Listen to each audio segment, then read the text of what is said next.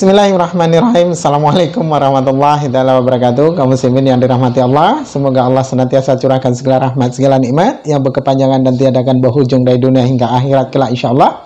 Dan Allah pun kumpulkan kita para kaum muslimin di bawah naungan aras Allah, beserta para nabi, beserta para orang-orang yang Allah kasihi, Allah cintai, Allah sayang insyaallah, di bawah naungan aras Allah kelak, di mana tiada naungan selain daripada naungannya insyaallah. Amin amin Allahumma amin. Kaum muslimin, hari ini saya akan mengunggah sebuah video di mana perdebatan saya dengan Bapak Pendeta Mandu Bulu, ya, si Bulu. Mereka mereka itu ketika membuat streaming, ya, banyak sekali fitnah-fitnah yang dilontarkan, ya, menyindir-nyindir umat Islam, ya, dan seolah-olah Islam yang selalu disudutkan di sini, Islam yang selalu dirugikan oleh mereka. Namun ketika mereka semakin banyak berkata, maka semakin banyak pula kesalahan-kesalahan yang mereka jumpai, ya, fatal bagi mereka. Sesungguhnya mereka adalah orang-orang yang bodoh, ya, Mandu Bulu CS ini, dan yang dibawa kesaksian pun bukan orang-orang yang pintar, gitu, ya. Mereka adalah orang-orang bodoh. Ketika membuat streaming pun, ya, streaming ini tidak ada yang tidak ada yang pintar di situ. Karena apa? Ketika ditanyakan dari ayat per ayat pun mereka tidak tahu. Nah, karena mereka itu tidak tahu ayat, ya, tidak tahu ayat kitabnya sendiri, tapi banyak omong. Nah, pada akhirnya mereka dapat malu dengan sendirinya, ya kan? Malu dengan kitabnya sendiri. Nah, itu maka apa guna kita mesti pandai, mesti rajin membaca itu, ya, kitab suci itu dibaca, ya. Kalau memang kitab suci bagi Mandu Bulu dan kroni-kroninya, ya, dengan anak buahnya itu kan kitab suci katanya. Nah, itu harus rajin dibaca. Ketika mengadakan live streaming itu tidak banyak omong, ya. Jadi apa-apa yang disampaikan, apa yang dibahas itu dapat alkitabiah, ya, tidak asal cuap. Nah, jika mana asal cuap, akhirnya apa yang terjadi seperti yang ada di video ini. Mari kita saksikan, kawan. Tuhan Yesus adalah kerajaan Israel, tapi secara roh. Tuhan Yesus datang memperkenalkan kehidupan roh. Makanya Tuhan Yesus itu tidak kawin, untuk menunjukkan kepada manusia bahwa dia hidup secara roh, bukan mengejar daging. Makanya Tuhan Yesus mengajarkan kepada murid-muridnya hanya bisa punya istri satu, dan itu kebenaran.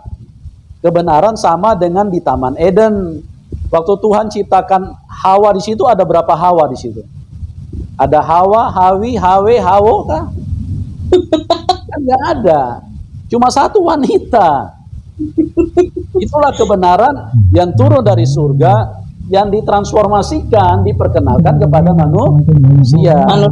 Nah, kenapa Tuhan Yesus memperkenalkan orang Kristen hanya boleh punya istri satu? Karena memang dia berasal dari atas. Secara roh, Allah itu roh.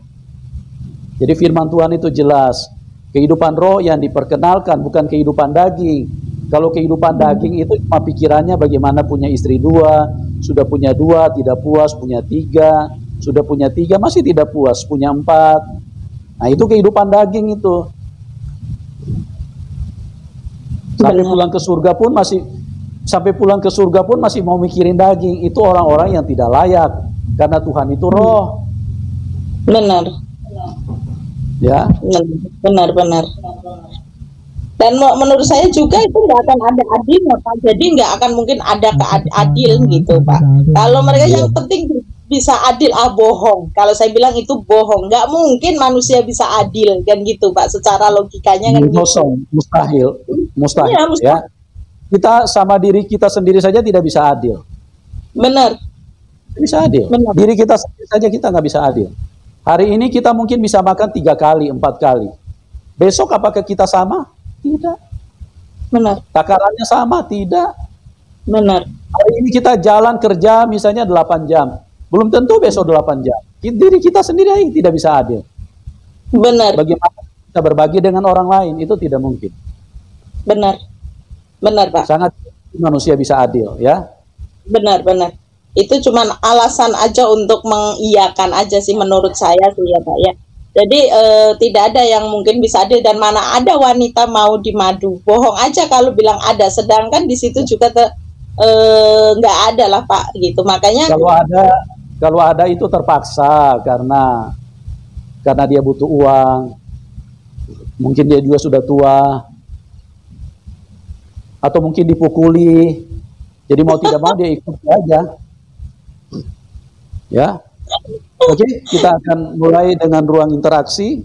Ya, catatannya kita tidak boleh menghakimi ya. Tidak boleh menghina dan tidak boleh menghakimi. Baik kepada pribadi, kelompok ataupun agama-agama yang lain. Oke, kita mulai dari Muhammad Ali. Selamat malam, Pak. Selamat malam, Bapak Pendeta Manubulu. Ya, malam.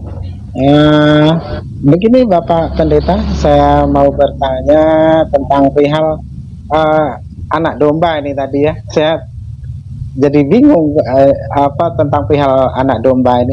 Apakah Yesus itu diibaratkan anak domba? Ya, betul. Anak domba. Betul ya, anak domba. Lalu saya juga dengar tadi bahasanya Bapak Pendeta mengatakan Yesus tidak kawin, benar? Betul. Tolong Bapak bukakan Wahyu 19 ayat 7. Wahyu 19. Wahyu 19 ayat 7. Wahyu 19 ayat 7. Sebentar. Ya, sebenarnya banyak yang mau saya bahas tuh, tapi kan kelamaan. Ya, silakan Anda bacakan, silakan. Dari pihak Bapak Pendeta saja yang bacakan, biar semuanya dengar. Biar tidak kesannya. Ya, silakan bacakan. Iya. Wahyu 19 ayat 7 ya Pak ya. Marilah kita bersukacita dan bersorak-sorai dan memuliakan Dia, karena hari perkawinan anak domba telah tiba dan pengantinnya telah siap sedia. Itu Pak? Ya. Jadi anak domba, ya benar. Jadi anak domba itu kawin ya Bapak Pendeta? Ya, kawin di sini bukan kawin dagingnya ya. Biar meyakinkan Bang. Di situ kita harus mengerti. Silakan. Oke Bapak Pendeta, saya rasa itu saja ya, karena memang saya dari tadi menyimak Bapak Pendeta, menyindir-nyindir agama lain ya. Jadi silakan Anda salto-salto dengan ayat itu ya. Biar meyakinkan Bang. Karena saya dulu pernah bertanya pada Anda. Begini saya jelaskan.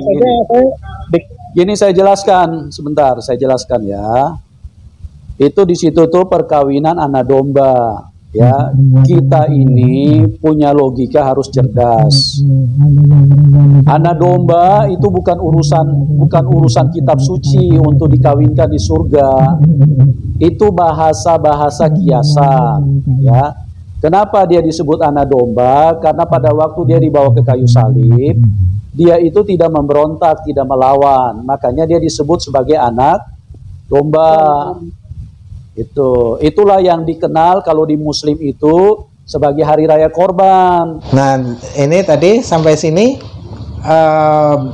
ngelesnya luar biasa ini Bapak Pendeta Manubulu nih ya.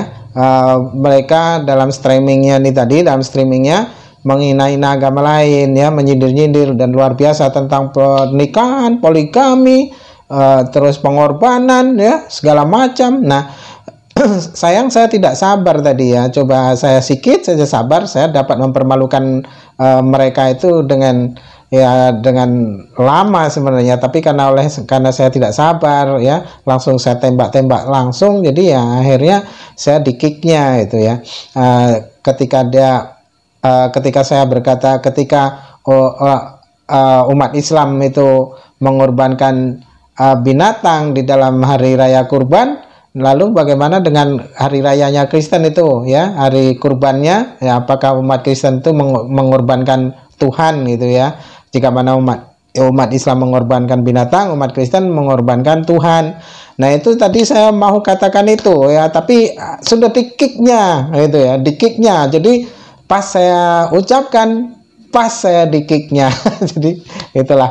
Ini kadang mereka berkata kita tidak cerdas ya, otaknya error. Luar biasa itu di streaming nih tadi di Pendeta Manubulu ini, luar biasa menghina-hina Islam yang mempertanyakan apakah Yesus itu Tuhan, apakah yang mempertanyakan umat Islam, dibilang tidak cerdas, tidak otaknya tidak encer, bodoh, segala macam keluar semua ya, kata-kata buruk dari lisan Manubulu ini luar biasa. Nah itulah saya terpancing juga sebenarnya tadi, coba agak sedikit saja saya bersabar, dapat saya permalukan lebih lama mereka itu. Oke lanjut, di mana saya di-kick nanti di sini.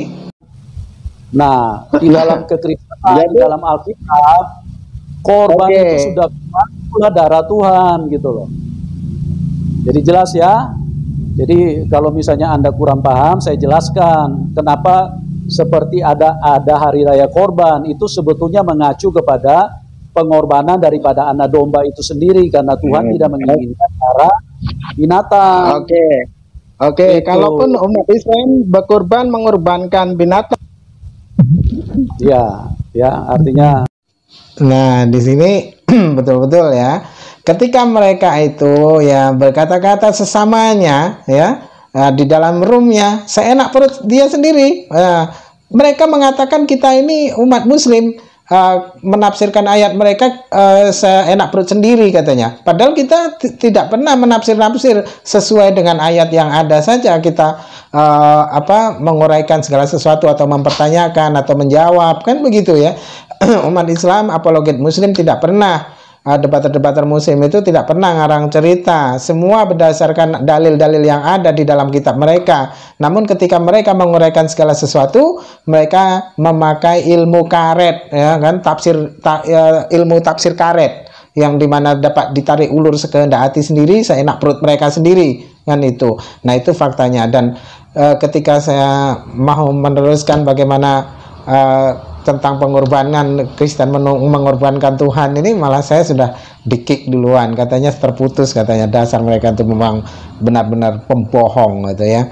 Artinya memang Manubulu CS ini luar biasa, mereka adalah orang-orang yang laknatullah ya, sudah menghina agama lain, sudah pun begitu mengadakan streaming itu pasti menyudutkan Islam ya, merugikan Islam. Namun di sini ya itulah, ternyata kebodohan mereka sendiri yang menampakkan. Oke, demikian saja yang dapat saya sampaikan kaum muslimin. Semoga menjadi sebuah ikhtibar bagi kita semua. Saya akhiri video ini. Wassalamualaikum warahmatullahi taala wabarakatuh.